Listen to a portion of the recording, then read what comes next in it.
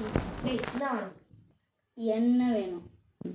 டேய் அது ஏன் டைலாக்டா? என்ன வேணும்? அதான்டா என்ன வேணும்டா?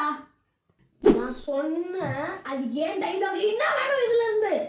அதான்டா எனக்கு என்னதான்டா வேணும்? இதான்டா வேணும் எனக்கு. ஓ என்னையா? ஓகே சரி ஒரு 10 மில்லிலிட்டர் எவ்வளோ? 10,000 ரூபாய் ஆகும். 10,000மா? என் சம்பளமே 10,000 ரூபாதான்டா. சரி சீரியல் இருக்கா? அவங்க வீட்டு டிவியில தானே இருக்கு. ஏன்டா என்கிட்ட வந்து கேக்குற? சரியான பைத்தியமா இருப்பாங்க போல.